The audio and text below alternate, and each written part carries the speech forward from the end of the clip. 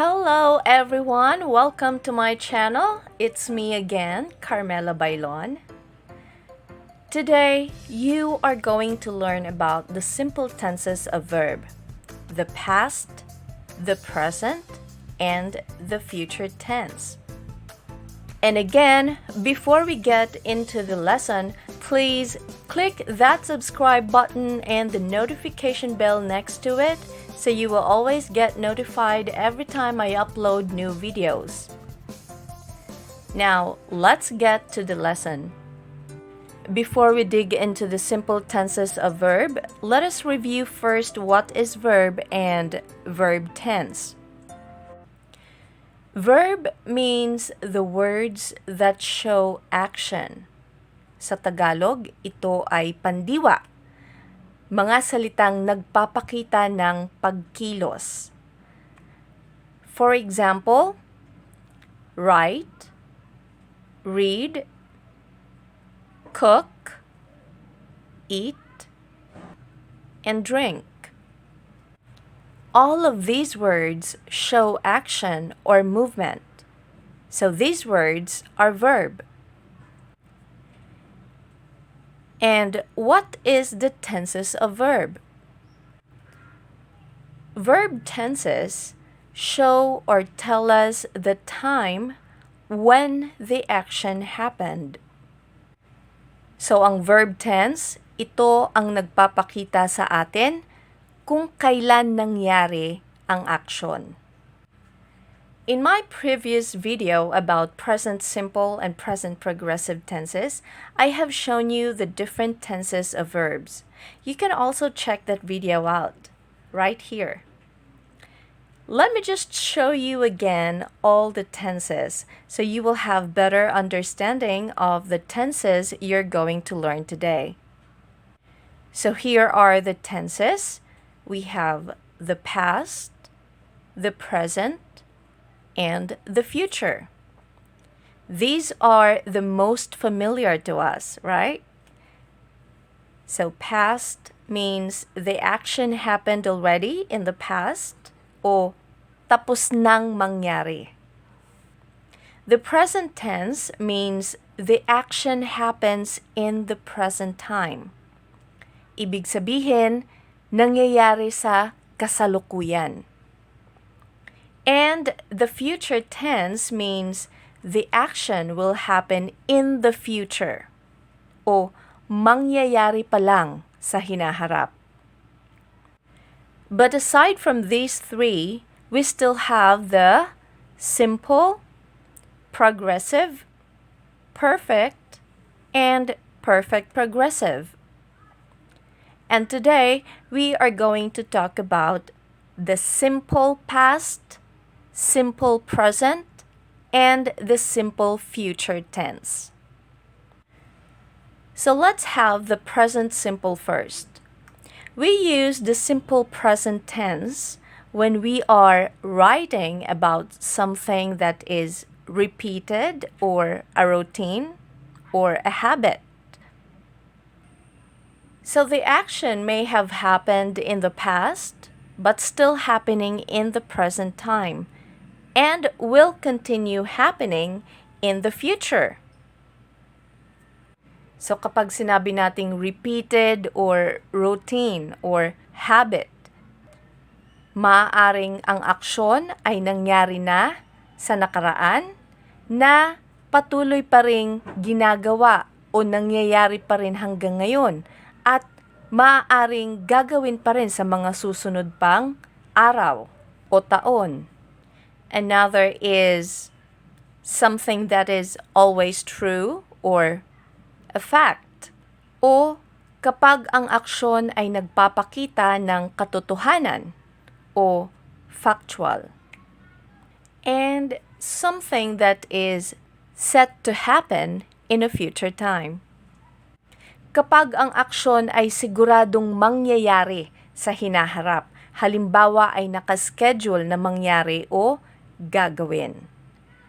So ito ang mga pagkakataon na gumagamit tayo ng present simple. And the form of the verb also depends on the subject of the sentence. So, ang form ng verb ay nakadepende sa subject ng sentence. If you have a plural subject, that means two or more subjects, the verb will be in base form. So, ibig sabihin, kapag dalawa o higit pa ang subject sa sentence, ang verb ay nasa base form lang. And for singular subjects, verbs in present form ends in S or ES. So kapag ang subject sa sentence ay isa lang, ang verb ay dinadagdagan natin ng S or ES sa hulihan. So for example, if you have a plural subject, the verb would be cook, read, eat. And if your subject is singular, or you only have one subject, these words becomes cooks, reads, eats. Now, let's use these words in a sentence. My mom cooks every day. How many subjects do we have here? It's my mom, and it's only one. So our verb is in S form, cooks. And the word every day is our clue word. It tells us that the cooking happens regularly. It happened in the past, it's still happening now, and it will continue to happen in the future. Now, let's try to have a plural subject. We cook every day. So the subject here is we. That means two or more persons. So that's plural. And of course, since our subject is plural, the verb should be in base form, without S. So dahil higit pa sa isa ang subject natin, we, ang verb ay kailangang nasa base form. So you see the difference there?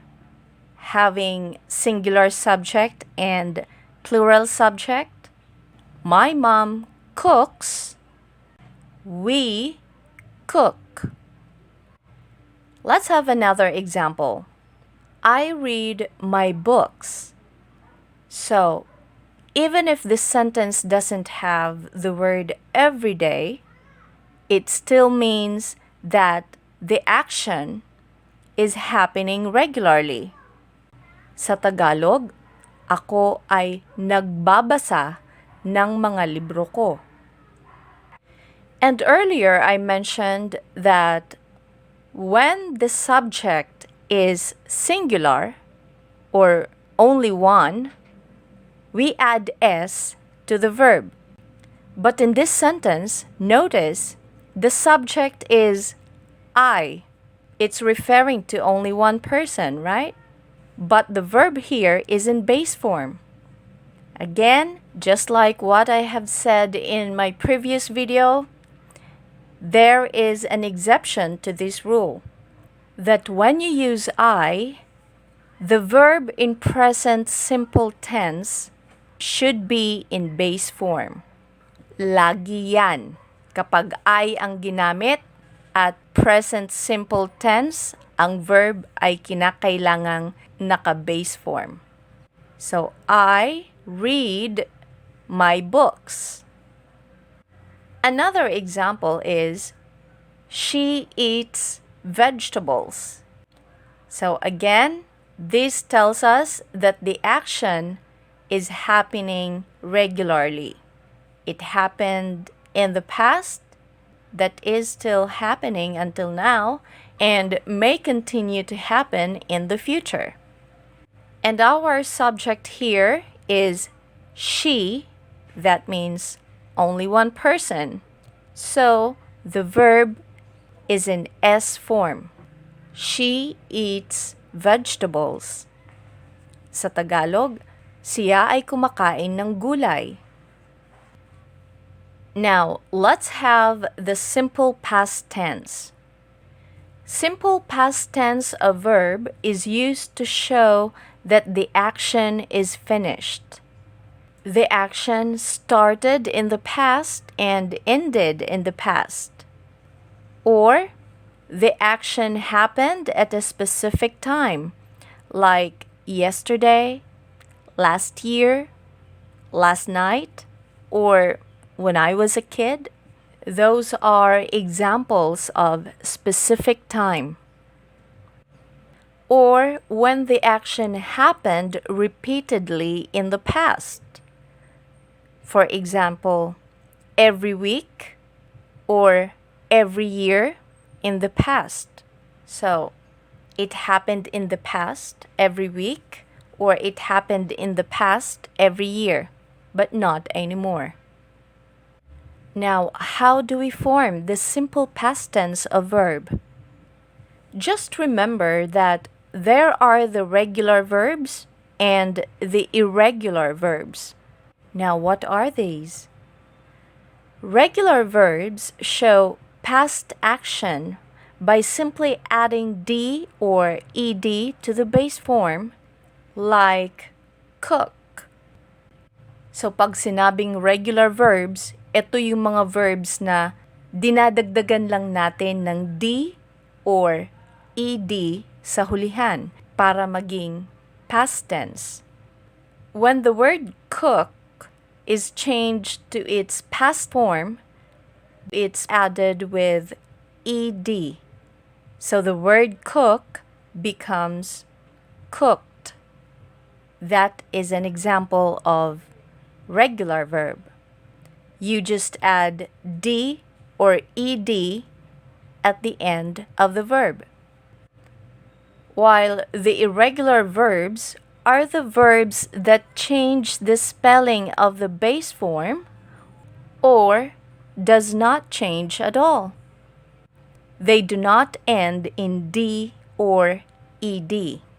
So pag sinabing irregular verbs, ito yung mga verbs na nag-iiba ang spelling kapag kailangan natin siyang gawing past tense. Or, ang ibang verbs naman ay hindi talaga nagbabago. So for example, the word read and eat. The past tense form of the word read is still the same. Only the pronunciation is different. Its past is pronounced as read. So from read, when changed to past tense, it becomes read. Read, read. And the past tense of the word eat is ate. So you see, the word read, when changed to past tense, did not change at all. While the word eat, when changed to past tense, the whole word changed. So yun ang tinatawag nating irregular verb. Kapag ginawa nating past tense, ang isang irregular verb, nagbabago ang word. O hindi naman kaya ay wala talagang pagbabago na nangyayari sa salita. We use these past tense forms of the verbs regardless of the number of the subject. So, kahit maging singular or maging plural man ang subject sa sentence, itong simple past forms pa rin ang ginagamit natin. So let's have some examples. My mom cooked yesterday. So because of the word yesterday, that means the action is already finished. It happened yesterday. So it's in the past tense. Our subject here, my mom, again, it's only one. But the verb is still the same, cooked, with ed. And even if we have a plural subject, like for example, we, the verb would still be cooked. We cooked yesterday. Kami ay nagluto kahapon. So kahit ilan ang subject, isa man o marami, pareho pa rin ang form ng simple past tense. Another example is, he read her letters every day last year. So in this sentence, the action happened repeatedly last year. Only last year, not anymore. And notice the word read is still written as the base form, but the pronunciation is different. Since this is already in past tense, we pronounce this word as read. He read her letters every day last year. So you see, paulit-ulit na ginagawa ang aksyon pero noong nakaraang taon pa, hindi na ngayon. Another example is, he ate his snacks. Kinain niya ang kanyang merienda. Notice that the word eat changed to ate. It is now spelled differently. All of these verbs in the sentences show past action. Now, let's have the future tense. The future tense of verbs shows action that will happen in a future time. May it be 5 minutes later or many years later, they are all in the future. Ibig sabihin ay mangyayari pa lang. The form of future simple tense always has the word will before the verb, regardless of the number of the subject. So whether the subject is singular or plural, we use will plus verb. Let's have some examples. My mom will cook tomorrow. Sa Tagalog, si mommy ay magluluto bukas. So obviously, the action will happen in a future time, tomorrow. And even if this sentence doesn't have the word tomorrow, it would still tell us that the action will happen in a future time.